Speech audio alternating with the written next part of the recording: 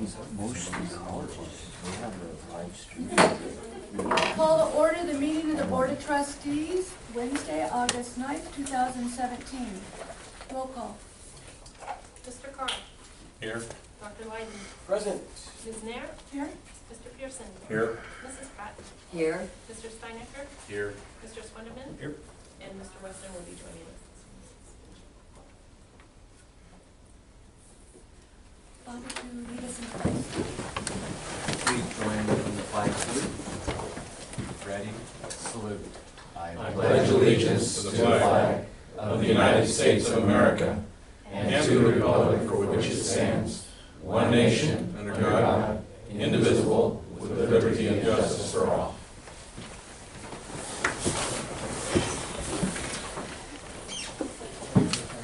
Introduction of special guests. Well, I see Ed Stewart is here. He was approved at the last meeting as our new associate dean. So welcome, Ed. I don't know if I'm missing anybody else. If I am, I apologize. And speaker cards. Do we have any requests tonight?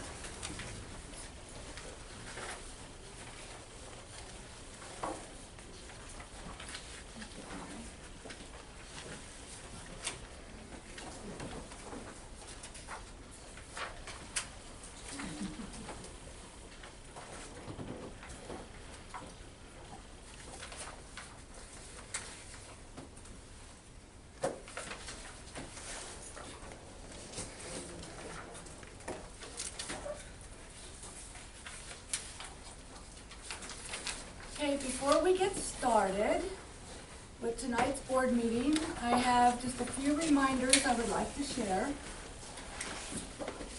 Although we have remained compliant with the Brown Act over the years, our leniency regarding public comments and discourse has resulted in some confusion during board meetings. Additionally, during the last board meeting, there were some questions seeking clarity from audience members on addressing the board. I want to thank those who voiced their concerns and questions. We have taken them seriously and are committed to executing future meetings in a more organized manner. Therefore, I want everyone to understand that the board is interested in hearing public comment. We desire to take those comments into consideration as we make decisions and take action. We will thank people for participating and sharing their comments. However, this is not a town hall style meeting. We do not engage in debate in public, and we plan to follow AP 2345 when providing everyone opportunity to comment. Thank you. I had to go back and I wanted to read the board policies so it would run more organized and efficiently, and then I was doing it right. As I said, this is my first time being president, so it's kind of a learning curve for me on how to moderate what we talk about. So I went back and read AP 2345, and I'm just going to read the second paragraph, the part that I was not following that I want to follow. So after the meeting begins and the agenda item has been introduced by the superintendent president or his or her designee, and before discussion can occur, a motion for action needs to be made and seconded. The order of discussion will be members of the board and then members of the audience, and only if previously requested as described in number 1. And we do the speaker cards, so that's what I'll be referring to. The board president or chairperson will moderate the discussion and will call for a vote on the issue when asked to do so by a member trustee. Voting on the motion will be by voice vote, either by acclamation or roll call. The decision by the board of the trustees is final.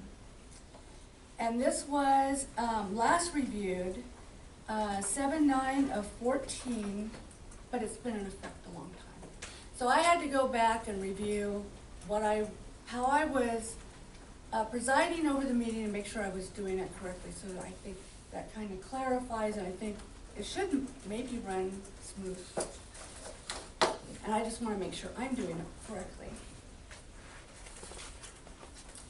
So first, number 6.1, Faculty Association, Dr. Whitman. Yeah. Good evening. It's neat to see the excitement of a new school year and possibilities.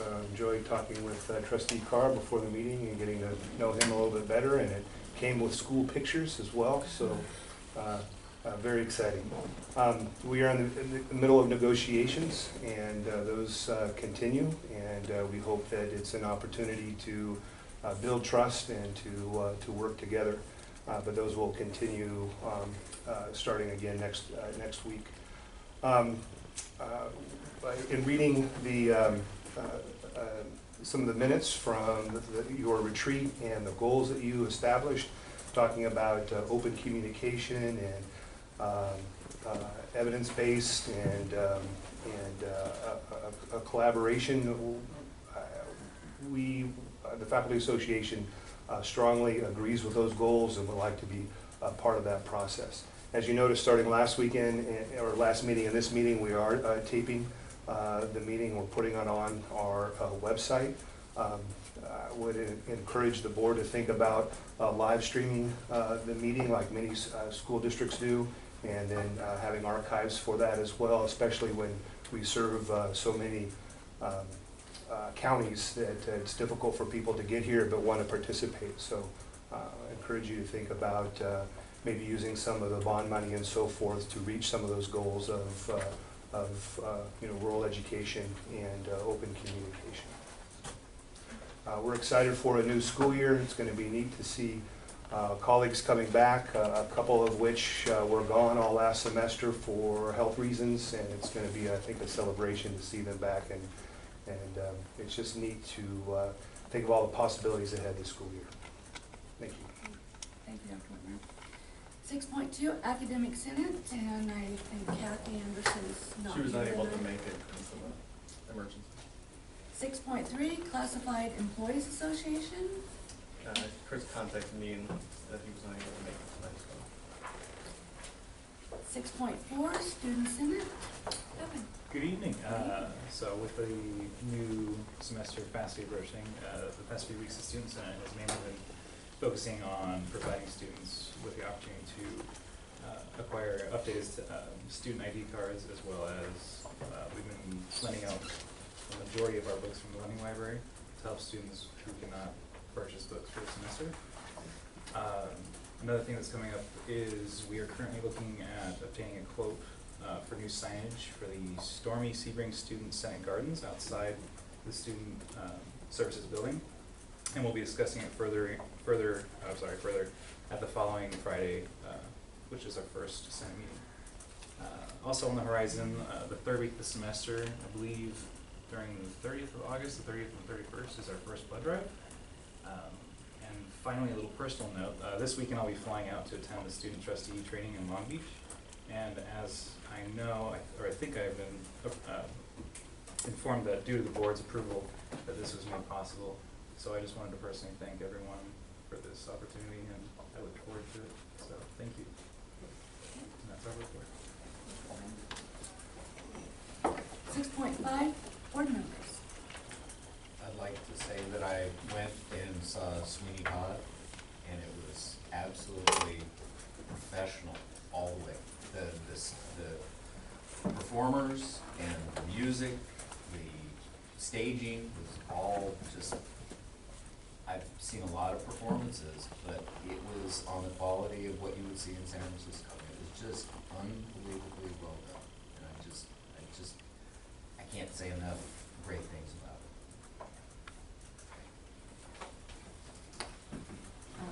I wanted to share with you, Judy Beck, former board member, mailed me a little piece of paper, the fastest growing jobs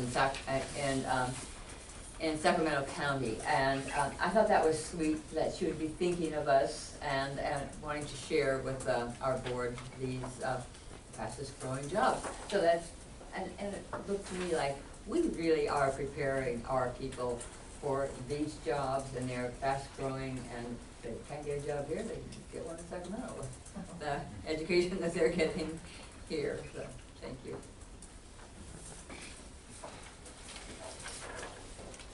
Any other board member comments?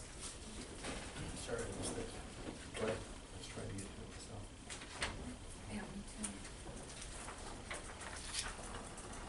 6.6, Superintendent President, Dr. Weiss. I just have a real short report tonight. As Dr. Whitmer said, we're all excited for the new year, seeing the students back on campus and learning, and from our wonderful faculty. I want to also mention about our Welcome Back Day on Friday. So the festivities kick off. I think you're going to tell a little bit more about that, right, Frank, in your report, but at 7:30, 7:15? When is the pancake breakfast? 7:15. 7:15. So that'll be fun to have the Welcome Back Day this Friday, and I'll let Frank tell you a little bit more in his report.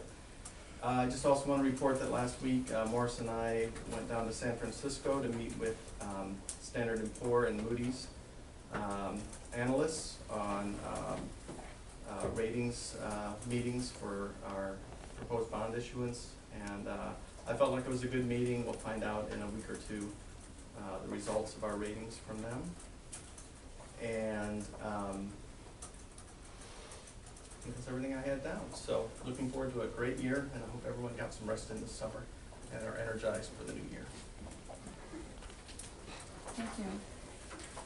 6.7, instruction, Dr. Nygaard. Sure. Just a few things here. We're also excited in instruction, obviously, about the start of the semester on Monday, and the deans are working very hard to make some good decisions along with faculty on classes and which classes to keep, and trying to serve our students the best way possible. Kind of the byword this week has been professional development, and there's been a bunch of things going on. Last night was part-time faculty orientation, which we do every semester. This time it was led by Dean Stacy Bartlett and Mike Murray. They did a wonderful job. They changed the format a little bit. What was really exciting about the evening for me was they brought in as a guest speaker Michael Trujillo, who is a part-time faculty excellent educator. And he was wonderful, well deserving of the award, as we all know. But he shared a lot about his initial experiences teaching at Shasta College, and he gave a lot of really very good concrete tips to the new part-time faculty who are at this orientation about how they can engage students and things that they can do. So it was really, really exciting. And a number of other deans presented at that as well. I know today that Greg's crew did the new hire orientation for the full-time faculty. That was a half-day activity. And then those same faculty get to come back tomorrow for the Learning Academy. And that is also sort of a long orientation for the new full-time faculty. It's been going for about 12 years. We don't know exactly. It's been going for so long, but it is an orientation led by two faculty members, Lamone Waite, who's done it for the past 12 years. She represents the career technical side, and then Jennifer McCann is from the transfer and basic skills side. And that's going to be a really wonderful event for those new faculty tomorrow. There is a lunchtime at 11:45, and if any of the board members would like to come along, you're welcome to pop in. They're doing a keynote, so I don't know how much chance there's going to be for socializing, but if you happen to be around, please stick your head in the door if you would. Where will that be, Frank? That's actually going to be right in here. We're going to have that in here. So, and then President Weiss already mentioned Welcome Back Day. The Welcome Back Day agenda was put together by the Faculty Excellence Committee. That's a standing subcommittee of the Senate. So it's a faculty-run committee. And what's really exciting about it, that committee is chaired by Mark Blazer, who's a chemistry instructor. And you might remember that Mark came here a few semesters ago and gave a report on his sabbatical, which took him up to the University of British Columbia. And so 4 of the speakers that we're having on Welcome Back Day on Friday are actually from the University of British Columbia. They're talking about a variety of topics, and they are people that he met when he was on a sabbatical. So it's kind of a nice way to see a sabbatical paying dividends down the road. So I'm really excited about that program. There's some other good sessions in there as well. And there was a Canvas camp today. Will Breitbach and his crew got a lot of faculty trained up on our learning management system, which a lot of faculty use. It's a really great product. And then some other fun stuff on the agenda tonight is the last piece of the Dean team, Dr. Susan Weiss. She is the pending board approval, the new Bates Dean, overtaking the position from Michael Sloan, who who left us earlier this month, or actually rather last month.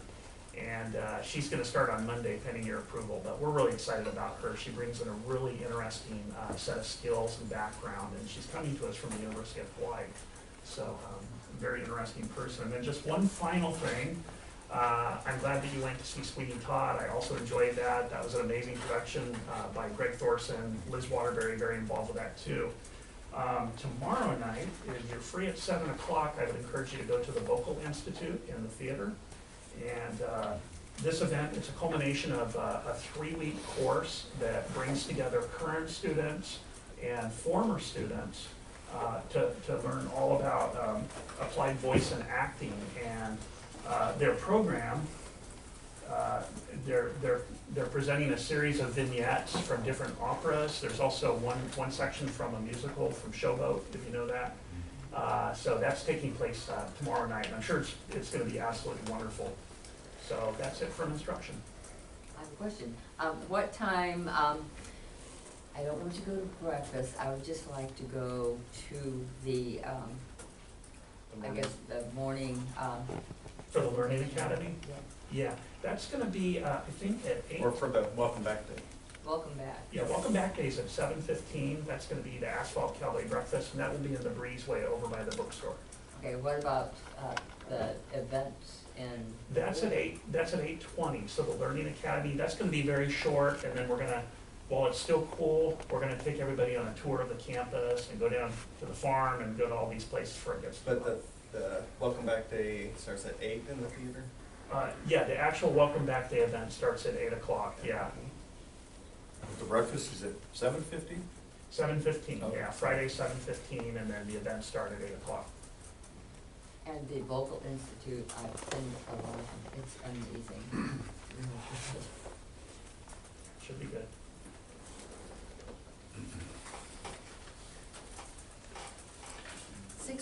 Student Services, Dr. Orr. Hi, good evening. Hope everybody's doing well. So the summer has concluded. It's always fascinating to see how colleges work in partnerships with one another. As faculty are on their well-deserved time off in the summertime, Student Services ramps up to get everybody ready for the fall semester. And so we've had a very productive summer. I put there in front of you at the end of each year, we do a little fast fact sheet that just kind of summarizes the year for Student Services. I won't go through everything, but typically the ones that the board has asked me to highlight in previous years, admissions and records. For the 2016-17 year, they issued 779 associate degrees. They evaluated those and posted them, 424 certificates. Processed over 7,300 transcript requests. So that's how many students are transferring to institutions and also needing transcripts for themselves. We also assisted 61 international students and verified 265 student athletes. Our counseling department has been working really hard. The new SSSP requirements have put some additional burdens on our counseling unit, but we're very proud of the hard work that they're doing. Over the past year, they had 24,000 student counseling appointments where they're developing educational plans for students, getting them on track for graduation. We did serve 534 students in recruitment off campus into our community, and we had over 2,000 students go through our orientation. Let's see here, financial aid. Once again, you know, it's good news, but it's bad news. We're still looking at around 70% of all of our students needing financial aid to be able to attend college. And so our financial aid department averages about issuing $25 million a year in various forms of financial aid, which includes Pell Grants from the federal government to local board of governors grants. And so our financial aid department has worked really hard getting students ready. They've increased the processing time for the time that students have had to wait. That was a concern from students voiced a couple years ago that it was taking too long, so we decreased the processing time and increased the amount of aid available to students. Our Global Education Center is new to us. That is something that started well. We've had 23, or international students, excuse me, coming over from 23 different countries. And so we've expanded the countries that we provide education for through our international student program. And housing residents, students are moved in, they're ready. This is always the interesting weekend when Students are in the dorms, but school has not started yet, so I'd like to thank the campus safety office for increased patrols in the area. But it's a really exciting time if you ever want to see a bunch of smiling faces and go over when students are moving their stuff into the dorms. It's really exciting, and so I hope everybody has a great year. 6.9, Administrative Services, Mr. Roderick. So tonight, usually you see a budget to actuals report in your agenda, but this is the 1 month a year where you don't get that particular report because we're closing the books and you're going to be seeing the next budget coming up in September, so look forward to that.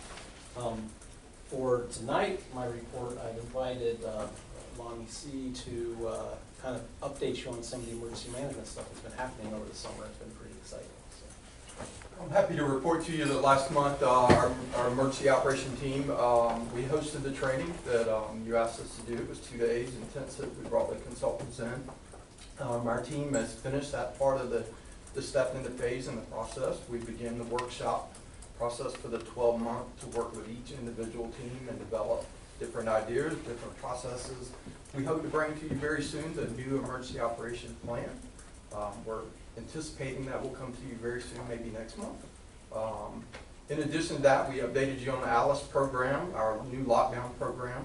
We posted that the last 2 days. We brought instructors in from Ohio to teach lockdown procedures.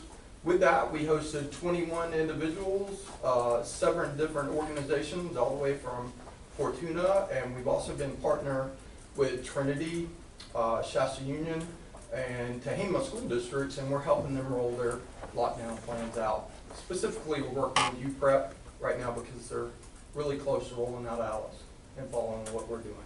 So we're excited about the future. And those will begin. Follow up on the question last month, we'll roll it out to the rest of the individuals. Now we have 10 instructors on board on campus, so we're going to begin that process too. I just, the hard work that's been involved in getting to this point with what Lonnie and his crew are doing is actually very, very impressive. To the point, like you heard him talk about UPrep, that's because other folks are calling our office to help them out, you know, in terms of these big issues that happen on campus with campus safety. So anyway, I recognize Lonnie and his crew for that.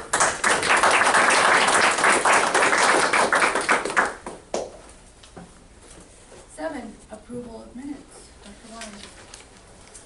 So the first set of minutes, we did notice a correction was needed because we had Rayola present rather than absent, and Rayola is always there, so it was an oversight when we were putting these together. So that's the one change to 7.1.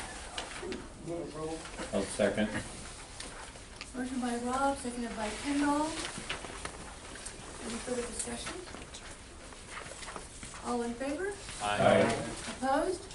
Motion carried. 7.2, minutes of special meeting number 1 of the board held on July 12th, 2017. These are ready for your approval. So moved. I'll second. Motion by Scott, seconded by Bob. Any further discussion? All in favor? Aye. Opposed? I'll abstain as I was absent. Motion by Kendall. All in favor? Aye. Opposed? Motion carried. 7.3, minutes of special meeting number 2 of the board held on July 12th, 2017. Again, these are presented for your approval. I'll second. Who made the motion? Motion by Rob, seconded by Bob. Any further discussion? All in favor? Aye. Opposed? Motion carried. And I abstain as well. 7.4, minutes of regular meeting of the board held on July 12th, 2017. These are the final set of minutes, and I do want to thank Andre for all her work in preparing these. Approve. Second. Motion by Scott, seconded by Rob. Any further discussion? All in favor? Aye. Opposed? Motion carried. And again, I was absent that day, so I abstained. And if I could ask clarification on 7.1, I wasn't sure if I heard abstentions from Rayola and Pat because you guys weren't there. didn't hear one from me, I didn't. So noted. Abstain. Yeah. Did I even vote? I don't I can't recall. I think you I don't think, huh, No. did I? Yeah. Did I aye it? You did, right in my ears.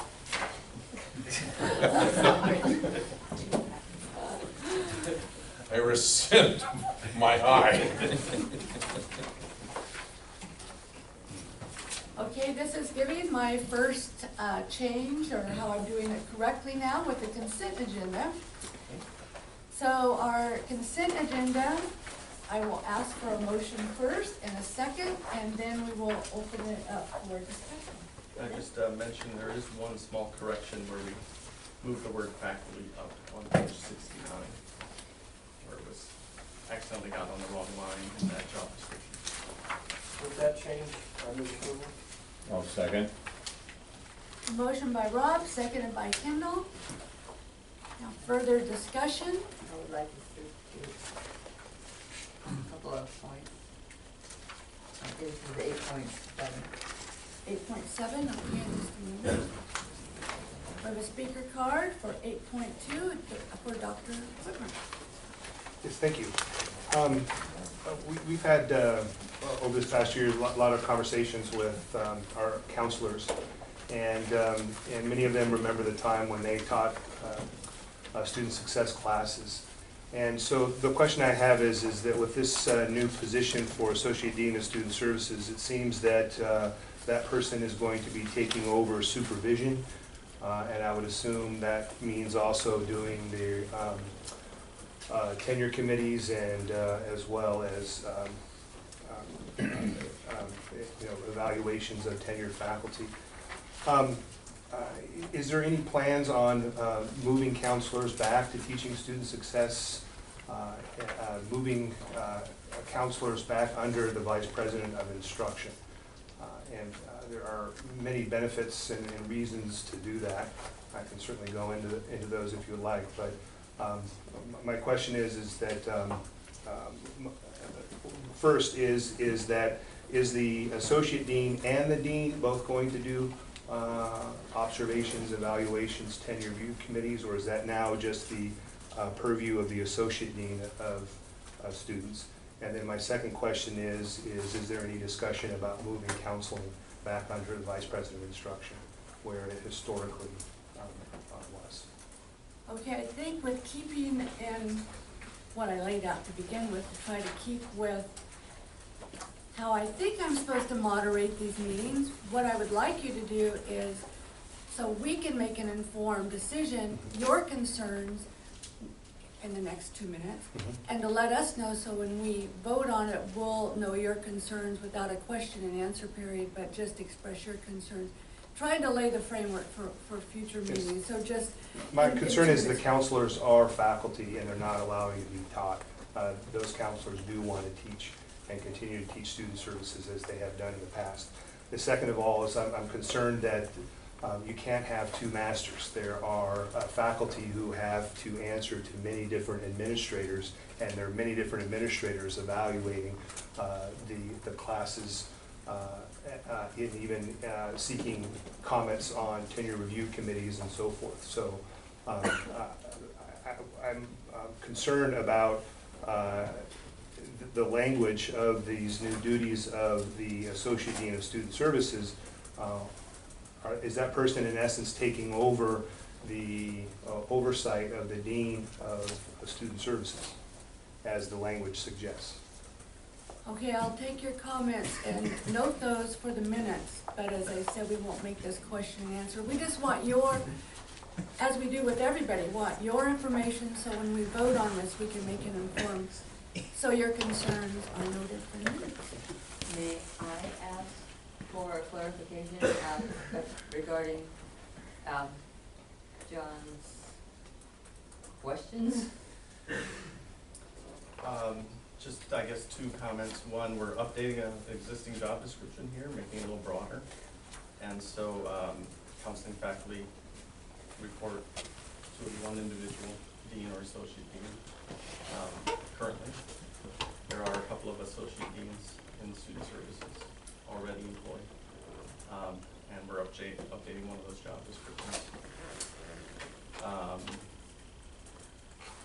And secondly, that's something that can be decided. The district has the right of assignment for duties, and so there are ways for, I believe, Kevin, for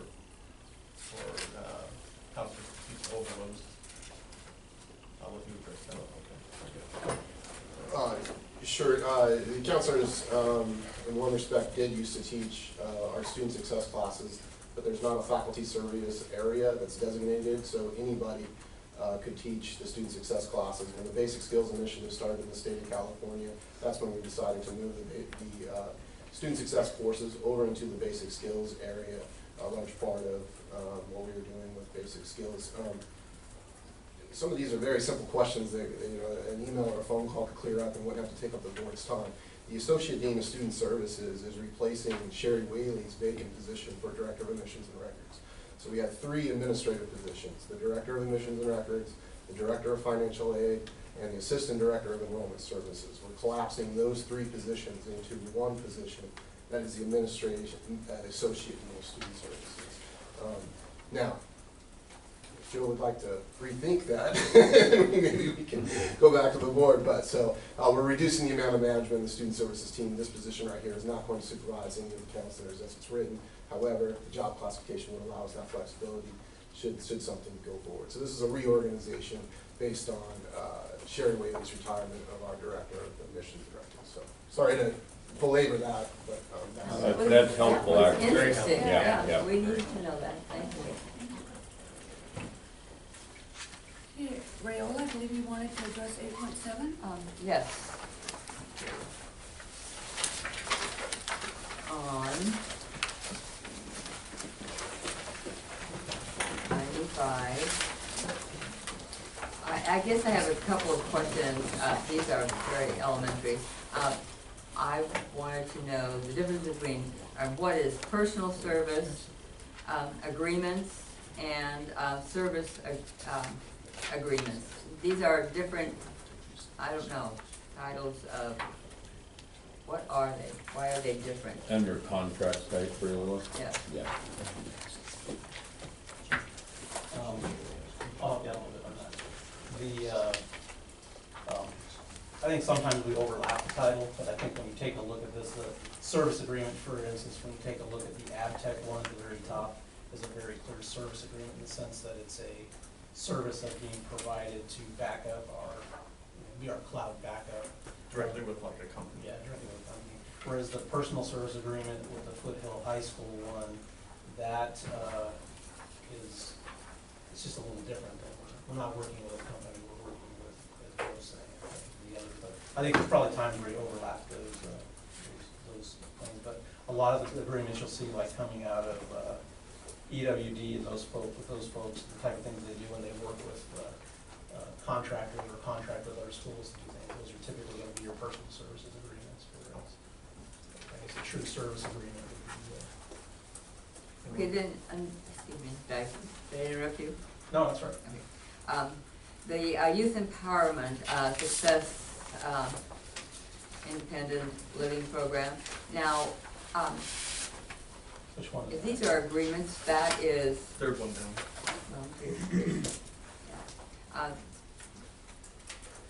Okay, these are just agreements that are costing $22,000?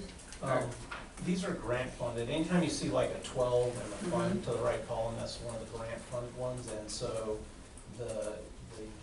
that's one of the agreements that, I'm trying to get Sandra in today. Okay, so an agreement costs 20, It depends on what they're doing for the agreement, right? I mean, Right. it could range sometimes the amount of hours and time involved in performing something that can be pretty expensive. So yeah, it's.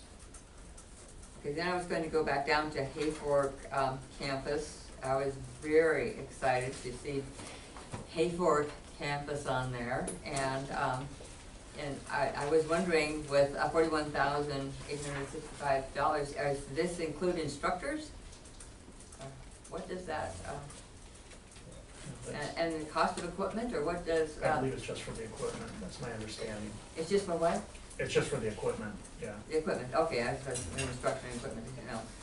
Okay, and then, just another little personal touch, I was excited, down, below Hayfork to see, Shasta, Tehama, and Trinity involved in that. And,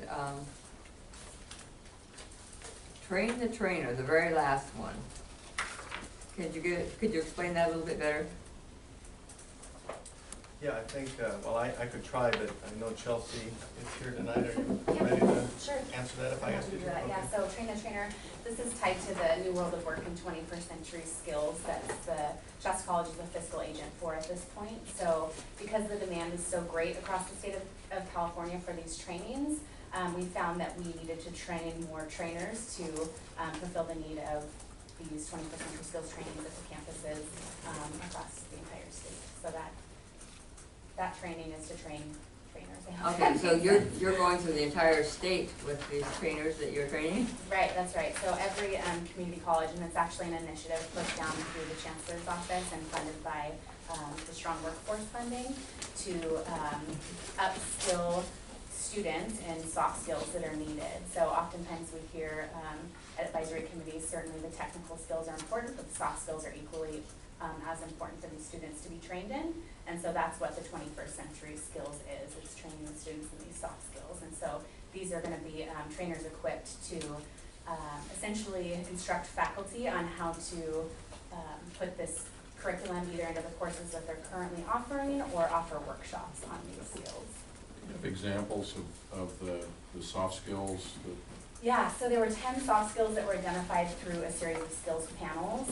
This was started back in 2012, and then it was adopted by the Chancellor's Office in 2014, and it was piloted at 13 colleges across the state. But the soft skills are time management, decision-making, digital fluency, so how you navigate, presenting yourself online, communication, did I say that one? Self-management, those are just a couple of the...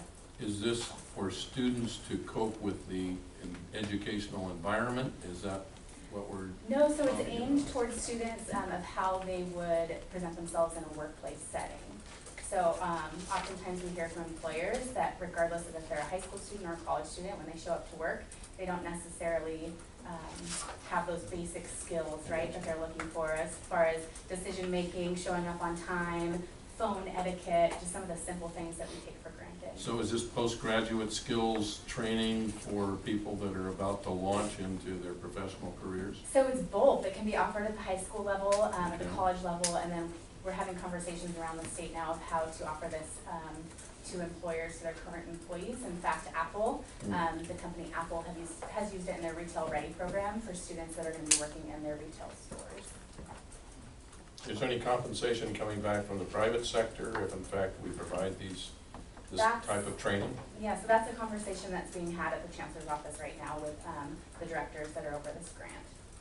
Thank you. So we're looking at that. Chelsea, tell them about the TOPS market, because you utilize, that's what we utilized? It's part of what we utilize. That's part of it.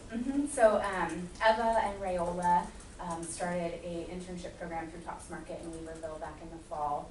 There were 10 students that went through a customer service training, which was kind of a portion of the soft skills for a Saturday. They came out on a Saturday. They were selected through an interview process, and then they interned at TOPS Market throughout the entire semester.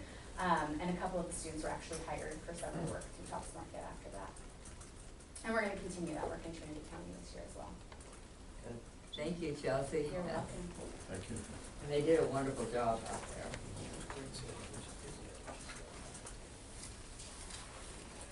Okay, we have a motion and second on the floor. Do we have any further discussion? All in favor? Aye. Opposed? Motion carried. Number 9, discussion action agenda.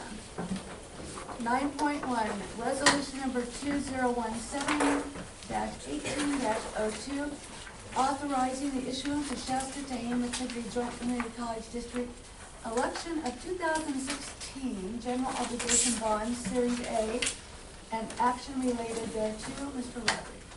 All right, so tonight we brought forward a resolution to issue bonds. If you will recall, I'm sure you do, back in July, July 2016, you authorized us to go to the election, go to the voters, and we were successful, so it was very exciting. $139 million Measure H passed, and we're excited about that. So we're to this point now where we're actually looking to issue some bonds, and we're looking to issue up to $50 million.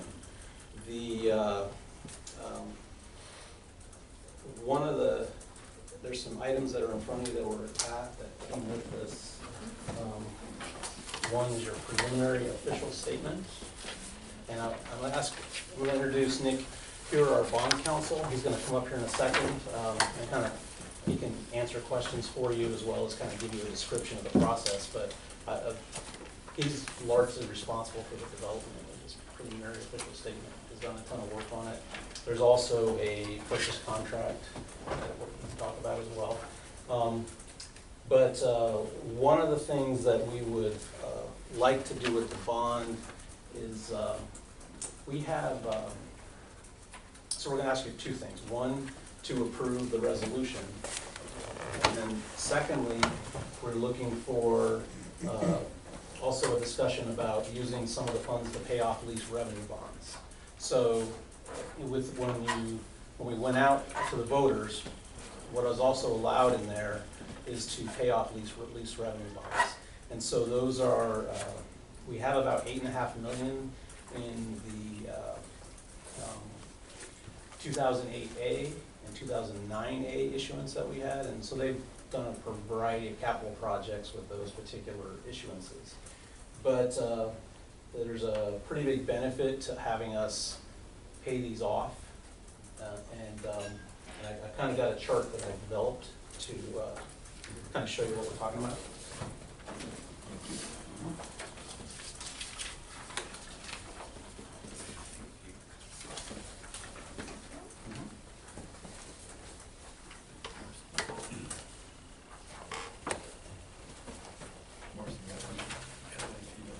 Sorry about that. No problem. There you go.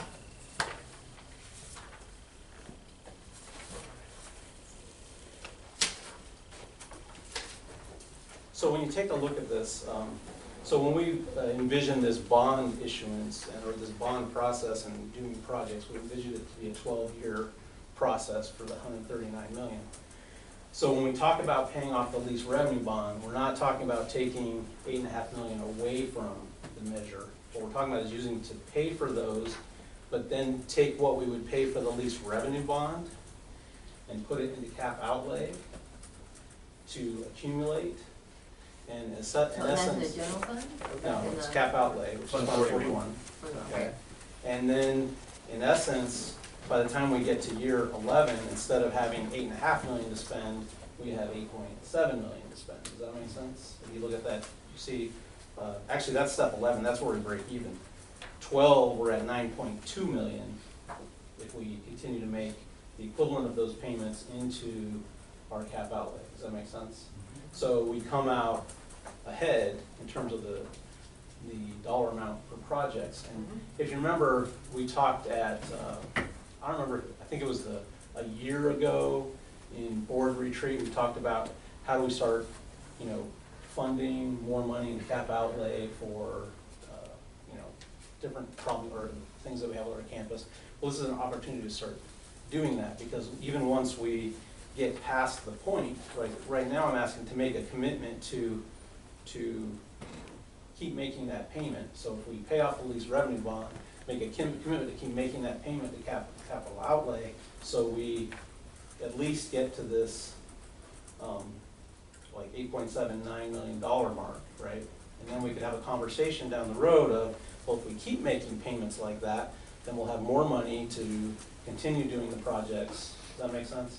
Because when we did the bond, we had, we went out for $139 million, but we really had more expense than that. We talked about at the time, probably like 149 at the time we calculated. We looked for other ways to come in and bring in additional funds to do that. This is one of those ways. Does that make sense? So every little piece we can, whether it be through a grant, whether it be through state funding, or a mechanism like this is kind of what we're looking at. So when you talk about this and talk about approving, we're also looking for you to have a conversation of approving us to be able to. Morris, what are the interest rates on the lease revenue portion we're talking about? Oh, I don't know off the top of my head, but I know that even if we, at a minimum, refunded them, let's say, and didn't do anything, I mean, didn't pay them off, we would have gotten better rates right now. Yeah, than well, what they're that was offering. my second question. Right, yeah. So we're going to. Because we were having a discussion, do we do nothing with them?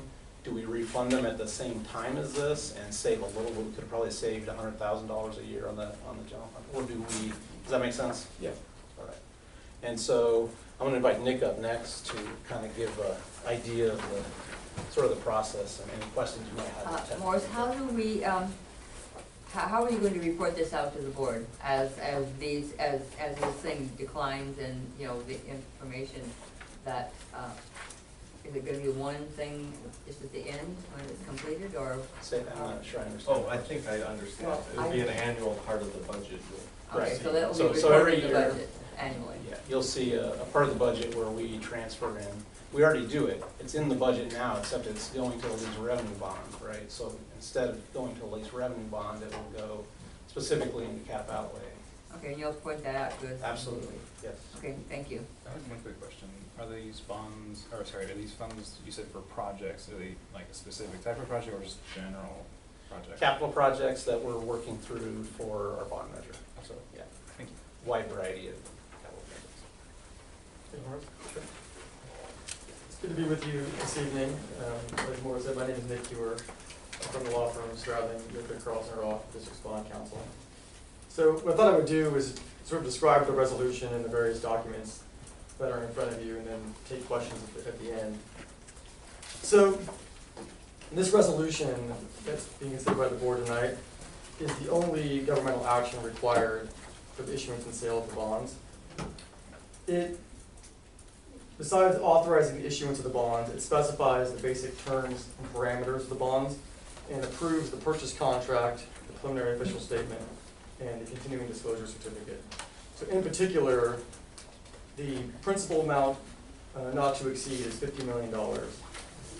The not to exceed underwriting discount is 0.5%, and the resolution authorizes the negotiated sale of the bonds to Morgan Stanley. Okay, so how do we choose Morgan Stanley? Is that? I can answer that. We've used them. We used to use RBC Capital, and at the time, Ryan Vollmer, who at one time you had met, because he came out after one of our refundings, and he used to be at RBC and had done a phenomenal job for us there. Then he moved to Morgan Stanley, and then now we're working with Pemba Karma at Morgan Stanley, who worked with Ryan Vollmer. And so because they've done a good job for us in the past, we want to continue working with them. So it goes through a local office, Morgan Stanley office? No. No. Thank you. Sure. So that's basically the purpose and description of the resolution. With respect to the purchase contract, that document, pursuant to that document, on the date of the sale, the underwriter, Morgan Stanley, will agree to buy the district's bonds. And that document will contain all of the final interest rates, which are set at the date of the pricing, and will contain the conditions of closing. So all those pieces of paper that are required to be executed and delivered to the underwriter when the bonds are delivered. The preliminary official statement, which is the long document, this is the offering document, sort of like a prospectus, that will be distributed by the underwriter, Morgan Stanley, to all the potential purchasers of the bonds. And this document contains information like the use of the proceeds, the terms of the bonds, so the interest rates, the redemption features, the security for the bonds, which is the ad valorem tax levied by the county. The tax, information about the district's tax base upon which the ad valorem tax is levied. The financial operating information with respect to the district, summaries of the district's general fund, the absence of material litigation, those sorts of things. The final document is the continuing disclosure certificate. That's an appendix to the preliminary official statement, it's Appendix C. And in that And what document. page are you on? So that's, the continuing disclosure certificate is in the very back of the POS as Appendix C. So it looks like this. The district is executed a document like this in connection with all of its bond issuances. It's a federal securities law requirement that all issuers make a promise that they're gonna update the market every year with new operating financial data and provide notice of any material event. The district has done this with all of its prior bond issues, and this form takes the form that the other obligations take as well. So that's sort of a 60,000 foot overview of the documents and the resolution. I'm happy to answer any questions you may have at this time.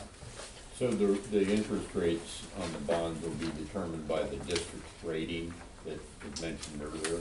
Right, in part. So, the better the rating, the lower the interest rate. But interest rates are also a function of the market. So, on the day of the pricing, there's market forces at play that will sort of dictate the final interest rate as well. As well as term. The term of the bonds is, set by statute. So the maximum term you can have on a current interest bond is 30 years. Okay. And then within that parameter of 30 years, it can be shortened or depending on the assumptions that the district makes with respect to the tax rate in any given year. But usually it's 25, 30 years. But the interest rate's going to also vary by the term. They will, each maturity has a different interest rate. Right. Right.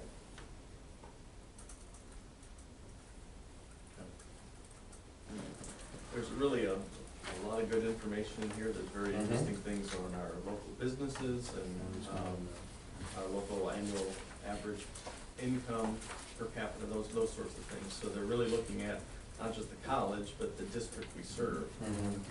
I found it fascinating, for example, on page 1, if you get about 4 pages in, the assessed value of our district, all the property in our district is almost $23 billion on the deed. But there's all kinds of information like that throughout this thing. And then also probably provides an assessment of relativity of the bond size, right? The bond issue size relative to the economic base from which it, the tax base from which it exudes, right? Precisely, yeah.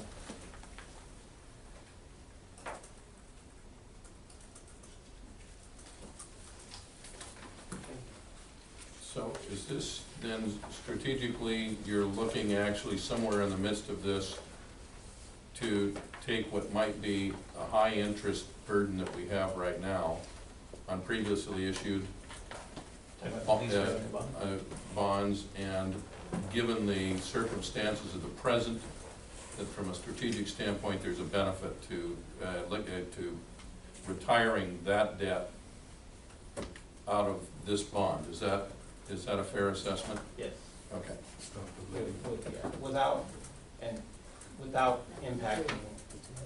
Without impacting how much money we'll actually spend on capital projects. And as a matter of fact, in the end, it'll give us more money to put in projects. Yeah. Good on you. Well, as I recall the discussion in our retreat a little over a year ago, we were looking at being proactive on some of the maintenance, the major maintenance on campus, and getting ahead of it a little bit, and I think this is a good way to do that. So, rather than pay interest on everything we're doing, just budget the money and get it done. Good. So we're looking for a motion to approve the resolution, is that right? Yes. Also moved. And also we'd like you to give us approval on paying off those lease revenue bonds. Is that It's not part of the agendized properly, or? In this resolution. It's not part of the resolution. Is that, Nick? So it's not part of the resolution authorizes to the the bond proceeds to be spent on authorized projects at the resolution, or at the authorization, which these legislative bonds were a part of. So you just segmented it, so, and just said, let's do the 50 million decision first, and then there's a second resolution or Just motion. how about recognize that part of what we're trying to do here is pay off those future other bonds. We just want to make sure that there's a full understanding of that. So is there any approval that you're looking for tonight relative to that strategy or what? It's inherently being approved, but we just want to make sure it was Okay. open I'll and clear. amend my motion to include the recognition of the retiring the lease revenue bond portion. Thank you. Okay, we have a motion by Kendall, right here, Bob, a second by Ron. Any further discussion? Yes, could you reread the motion to us, Andre? It was, moved by Mr. Pearson, and seconded by, Rob. Dr. Lyden, to approve resolution number 2017-18-02, a resolution of the Board of Trustees of the Shasta Tehama Trinity Joint Community College District, Humboldt, Lassen, Modoc, Shasta Tehama, and Trinity Counties, California, authorizing the issuance of Shasta Tehama Trinity Joint Community College District, Humboldt, Lassen, Modoc, Shasta Tehama, and Trinity Counties, California, election of 2016 general obligation bonds, Series A, and actions related to, and a recognition that we're retiring the lease revenue bonds. Thank you. Any further discussion? All in favor? Aye. Opposed? Motion carried. 9.2. Resolution number 2017-18-03 for authorizing leasing of copiers. Mr. Rutter. So about 5.5 years ago or so, I brought one of these to the fore where we were looking to lease copiers off of a contract. And so we're looking to piggyback off of another contract in order to bring on new copiers. So we have about 19 or 20 leased copiers right now. I put up to 30 in there because we're also talking about looking at maybe putting a student print system out there. And so these copiers might be an option for that. We haven't 100% decided, but there's definitely 19 that we have in the queue to replace off of our big lease that we have that's expiring. And we're also analyzing a student print solution to expand out further into the campus of one of our area plan initiatives. How would that work? The student print? Yeah, we're looking at, there's a print solution where you can charge students when they come up to use the copier. We already do some of that in the library and some other locations, but it's not a very workable solution. We even had it in the library, for instance. We have different copiers that are not on, we have to go with a completely different company or a different product and use very specific copiers for the software we had to implement that solution at the time. We're looking to get rid of that solution and go to another solution that John Lukemeyer has been reviewing to do. And the solution we're looking at not only would allow review of the print copy or those print solutions, but also would help us better to track all of our printing through all of our copiers across campus and printers. So does that also, when you standardize that, are you also standardizing the charge and the cost of copies to the students?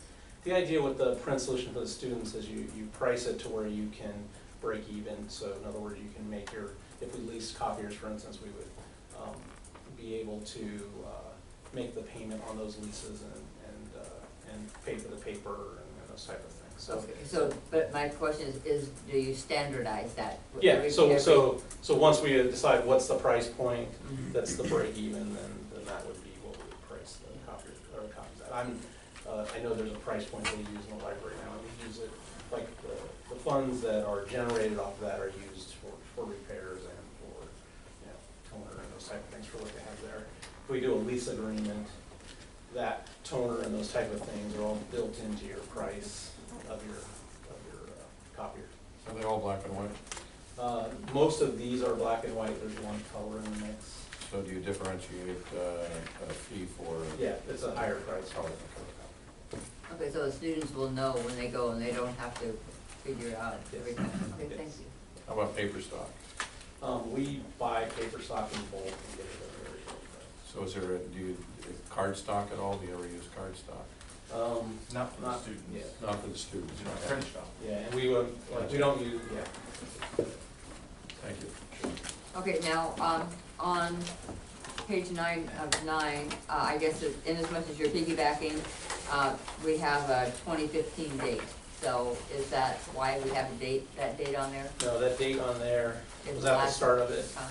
That's the contract. So basically what happens when you have a piggyback contract is somewhere, somebody did a bid that meets our legal requirements, right? And so that bid may have already happened. And so long as that contract's still allowed to be used, we can piggyback off of it. So our contract with when we fill out a contract and sign a lease, it's gonna be, you know, the start of the lease till the end of the lease. But when we're piggybacking off of somebody else's contract, we just have to be within the range of the allowable piggyback. What is your range? I have to look in here, but so long as we haven't reached the end of the expiration on that. So this contract was one that was done in Nevada, but then was worked through the State Department of General Services, or DGS. So that's where you get the you know, it's met the gold standard by being a DGS contract.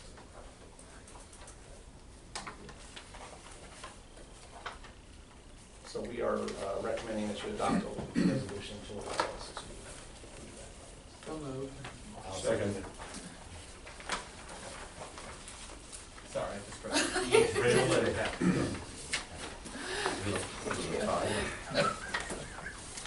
We have a motion by Rayola, seconded by Pat.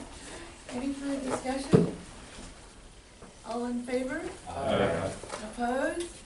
Motion carried. 9.3, resolution number 2017-18-04 in honor of California Native American Day. Dr. O'Rourke. Hi. So Student Services is very proud to present this resolution to you. We do it every year.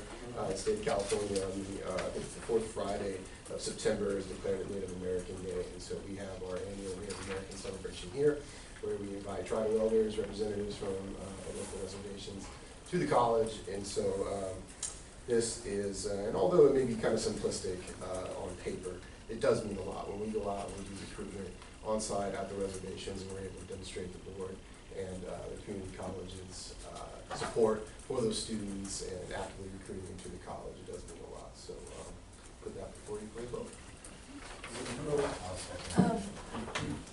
We have a motion by Bob, seconded by Bob. We do have someone in the audience who would like to address. First, do we have any discussion from board members? No, I've attended that a couple of times, and I think it's an amazing opportunity. Some of the people have Plains Indians and, you know, different Indians, but then the Native Americans from Siskiyou County, I believe. Anyway, I think they did the Karuk, and anyway, those people that we learned about in fourth grade, California history, those people are still performing the rituals and the sort of things that they did, that they learned, and it's part of their heritage, and it's really quite lovely and quite, it's very important, you know, for them to keep that culture, and probably very difficult to do that. But it's an amazing program. It's very in-depth and involved and very interesting. And thank you for that program. Yeah, thank you. I've been asked to address this issue, and absolutely it's a wonderful thing, and absolutely, Trustee Pratt, you're correct that many have expressed that it's difficult to keep that culture going. And so my question is this suggesting that then we are going to take the extra steps that many community members have been asking, for example, to have a cultural center on campus? that could be possibly funded by bond monies as well. Since I've been here at 2008, I've been asked almost every year to help start a Native American Studies program, a degree. And while there are many people who want it, it lacks inertia. And so I'm hoping that the Board of Trustees could help fulfill a demand in the community to have a cultural center on campus. It would fulfill many of your goals that you're about ready to implement, vote on, and hopefully through this as well have a Native American Studies program that would be sustainable. It is absolutely great to have a day, but why not help people every day? Thank you, Dr. Whitmer. All in favor? Aye. Opposed? Motion carried. 9.4, Governor's Board 2017-18 Goals and Priorities. Dr. Wise? You have before you the work that the board did at the retreat, developing goals and priorities, and a new organized format, organized around the 4 long-term institutional goals and the educational master plan. And so I recommend the board approve these goals. So moved. Second. Motion by Rob, seconded by Pat. Any further discussion? I just want to say that I'm really, honored to be part of a group that has this as their goals. So the things that we discussed at the board retreat involved kind of taking some steps, maybe some pioneering steps into just the whole online aspect, and just really proud to be part of an institution that's doing as much cutting edge as we are.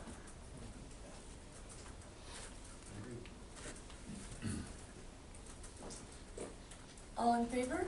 Aye. Opposed? Motion carried. 9.5, Governing Board Self-Evaluation Results. Dr. Wise?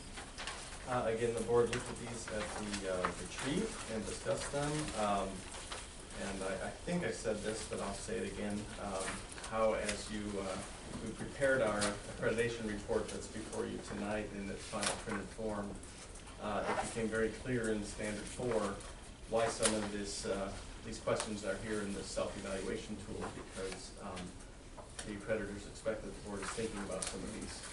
Not all of them are specifically listed in the accreditation, but many of them. And so I commend the board on their work and recommend they approve this evaluation summary report. I'll move approval. I'll second it. Motion by Kendall, seconded by Bob. Any further discussion? I'd just like to say, as somebody that served on the board for several years, that I think the discussions that the board has had about these evaluations are a lot more meaningful the last 3 or 4 years. And I think the work we've done at the retreats and some of that are paying off in that we're digging into some of these issues a little deeper than we were doing, say, 10 years ago. And I think the work on the accreditation and some of the other issues that we deal with as an institution we're seeing how the board is interwoven into some of these issues. I think it's a real healthy process. When you look at these and you say, well, we were scoring lower than we were a few years ago, I think we understand the question a lot better, and there's a lot more thought put into it now than there was just a few years ago. So Yeah, I agree. maybe that's progress. Oh, I think it's progress. I think that we also there's a lot more going on in our institution than there was a few years ago.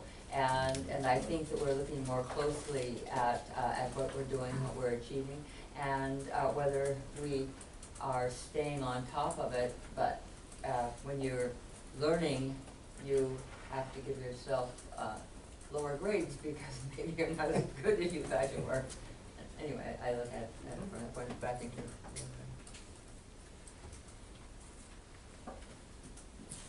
All in favor? Aye. Opposed? I'm abstaining. Motion carries. Other business. 9.6, income and expenditures, cash basis. Mr. Rudd. This is our regular monthly cash report that we bring to you for approval. Not a lot going on in here this month, but if you take a look at the ending cash balance on page 162, it's looking good, which is what we'd like to see. If you go to page 163, it looks like there was a little bit of financial aid action already starting at the beginning of the year. You see almost 333,000 that was going from Fund 74 on page 163 over to the general fund, and most likely being dispersed out of students. So that's good to see. So we're looking for your approval on this report. I'll second. Motion by Scott, seconded by Bob. Any further discussion? All in favor? Aye. Opposed? Motion carried. 9.7, approval of contract to participate in Chancellor's Office Tax Offset Program, COTOP, Mr. Rodman. All right, so this is one that we periodically bring you. We've been participating for a number of years in the Chancellor's Office Tax Offset Program. COTOP is what we call it, and it's been very effective at collecting funds that are owed the college. And so even to the point there was a time where we used to use the collection agency and this does a much better job. So anyway, we're looking for you to authorize us to continue. I'll second.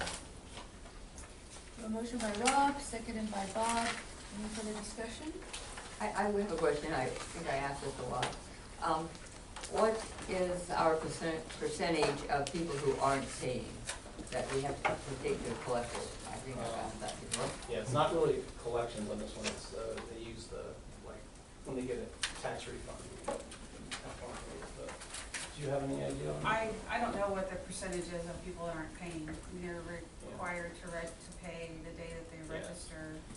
But if they add, drop, do something different with their enrollment, or maybe their financial aid award didn't come in as they thought it was going to because they weren't eligible for something, they could end up owing, things like that. I don't know what the percentage is of. Yeah. Percentage is probably low, but the Thank percentage you. that we're collecting now is probably way superior to what. Years and years ago, we didn't do a great job, and there was a pretty big liability on that. But that has been squeezed way down when we switched to was mentioned, where students have to pay or they get removed from the class.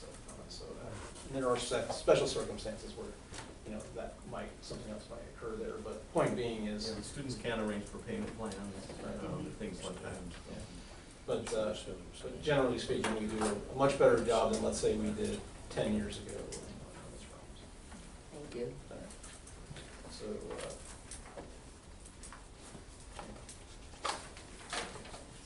did you guys already? No. Yeah. Rob and Bob. Yeah. Made motion. No vote on these. And I wanted to, on the goals, board goals, note that Pat wasn't at the. I wasn't, but I have read the goals and I am in agreement, and that's why I seconded it. However, when we get into the self-evaluation, I did not participate in the retreat, and that's why I would abstain from, saying that it's okay or not okay or whatever else. I'm not in a position at this point because I didn't participate, but I can at least and I read the goals and I agreed with it. So Okay. that's my rationale. Oh, no. Thank you. Sounds good. Sounds good. 9.8, award of. Wait, vote. Oh. Nice. Oh, wait. All in favor? Aye. Opposed? Motion carried. Can't stay with my own rules here. 9.8, award of contract for nursing high-fidelity simulators. Mr. Riley. All right, so we went out to bid on getting some nursing simulators. Basically, they're mannequins that they use for when they go in and do their clinical learning. Add these here. Describe this way better than I. Just let him keep talking. But they're not mannequins in the sense that you might imagine. They're very sophisticated and do a lot of different things. Can you tell us a little bit more about them? These are mannequins that are high fidelity. They're computer operated, And they really do a lot of functions that you would expect from a human patient. And the purpose for them is to provide as realistic a situation as possible in this lab setting for the nurses to train with. And it's becoming even more important to have this level of simulators because of all the state rules and changes in healthcare. The experiences in the actual facilities are not as dynamic or as complete as they used to be. So then we bring them back into the lab and have to do simulations. So with these high fidelity simulations, they can actually have a better experience of what is it that's happening with the patient. They talk, they have blood pressures, they have heart rates, they have lungs, and you can. One can simulate giving birth, right? Yes, and one of them actually simulates giving birth, that's correct. But it allows them to have a more realistic situation where they are learning to make the right decisions as a nursing student. So that's our purpose in adding these high fidelities. And it's not all of them. We don't need them for every mannequin that we use in the system, but so we're requesting the purchase of 4 of them to replace the 2 high fidelities that we purchased back in, must have been 2007, right before we moved into the building. I remember that. We moved them 2007, over. right, yeah. Yeah, and so we've used them a lot. Kathy, do they And, have different scripts? The Yes, scripts? they definitely have scripts and they have scenarios that we can make them run on. It's pretty incredible. But those 2 that we have are old enough now that their lungs are shot and we sort of need to retire them and bring on some new ones. So because of the funding through the Career Pathways grant, we have an opportunity to do this. So that's what we are working on. Good explanation, thank you. I do have a question. Yes. So on this here, it says we've got from CAE Healthcare, 183 and some change, and R&R is 164, and it says that the CAE was identified as the lowest qualified bidder. Was the one of them not qualified? So yeah, so when we put out very specific specs, and the CAE was the only one that met all of the specs. Okay. So that's the reason. So we are recommending the CAE healthcare. Was it a difference in functionality then that Yeah. Gomard came up with versus? There are some things Yes. in there, like, an example that was described to me was the quality of sound being very realistic without much mechanical sound in the background. Another was, tell me if I'm Yeah, keeping no, all right. no, Another was, for that's instance, correct. that was a major one. Yeah, the CAE one was the one the nursing faculty felt like had the right heart and lung sounds without a lot of artifact, mechanical artifact. It was much more realistic. What's the life of these things? What's Are we saying, well, I'd say we've had the other ones for 10 years now, so. And these are also being grant funded. Do you see any kind of replacement technologies coming down the pipe that are gonna supplant this technology at some point? Well, they're or- always upgrading it. It's Sure. computer, so, they're always upgrading it. But, I don't know that it's gonna supplant it. Simulations are used in all of the healthcare training settings, from EMS to flight people to, everybody uses them, so. It's probably a very open architecture such that they can modify it and give you, Yeah, and they do give us update. We have upgrades and they upgrade. 2.5 and Mhm. so on and so on, right? Right, yeah. The computer piece of it we can upgrade as we go along. If I could comment, I happened in and was very cheerily greeted by Kathy and several other people, and she took me on a tour of the facility. And my first thought was, I wonder if Mike Mangus and Channel 7 have had an opportunity to come in, especially when they get this thing cranked up and the students are there. And I don't think anybody in this county or the district has any idea the sophistication of that program and the kind of hardware that's being employed over there. The other thing that we have that's so unique is that we have human cadavers, and not everyone has human cadavers. They have cats. That's true. So that's a very big plus for our program. I'll make a motion. I'll second it. Thank you, We have a Kathy. motion You're by welcome. Kendall, seconded by Bob. Yes. Is there any further discussion? All in favor? Aye. Opposed? Motion carried. 9.9, consideration to accept claim filed by David Broom, Shasta College employee. Mr. Riley. All right, we are recommending that the board approve a claim for damage to a vehicle. As we review what happened, it does appear that one of our employees damaged the vehicle, so we'd like to pay for that repair. So moved. I'll second. We have a motion by Rayola, seconded by Bob. Any further discussion? All in favor? Aye. Opposed? Motion carried. And I'd just like to note that the reason I forget, I get so engrossed in what everyone's saying, I don't. It's so interesting, I'm hanging on every word. 9.10, authorization to recycle district electronic property. Mr. Roderick. All right, this is a regular item that periodically comes up. We have a fair amount of recycling we'd like to do, and are looking for authorization to dispose of it. So I'll second. A motion by Rob, seconded by Bob. Any further discussion? All in favor? Aye. Opposed? Motion carried. 10, announcements. 10.1, future regular board meeting dates, September 13th, 2017, October 11th, 2017, November 8th, 2017. Comments from individual members of the board? I want to thank all of you who came and answered all of our funny little questions. It was very important. Thank you. Comments from the audience? I guess I have a comment. I'm Lynette Crow. I'm with the nursing department. I'm the clinical skills lab coordinator. I am the one that did all the footwork for the nursing mannequins. I have some material here if you have interest in seeing more of what we were talking about, why we chose the CAE and the components that it has. So I can leave these in here for you if you have interest in seeing them.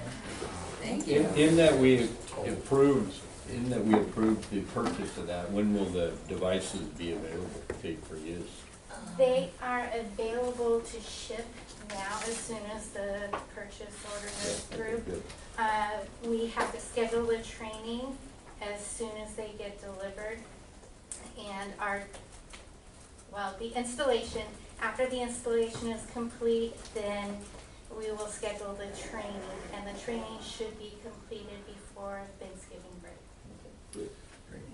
One last question about that. Are those the 4 mannequins in the SIM hospital that you're upgrading, right? Yes. Okay. Not the OBGYN. No, that one's staying. I was gonna say, it'd be great to have, have the birthing of the whole program, celebrated the way we can all attend. Very creative. There are several copies here for those that know. Thank you.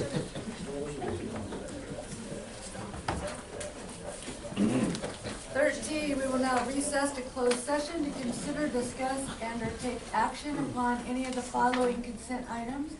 13.1, California Government Code Section 48912. Consideration of student suspension or other disciplinary action, not expulsion. 13.2, California Government Code Section 54957. Public employee discipline, dismissal, release. And 13.3, California Government Code Section 2549.1, collective bargaining session. I want to thank everyone for coming tonight. Have a great rest of the week. Thank you.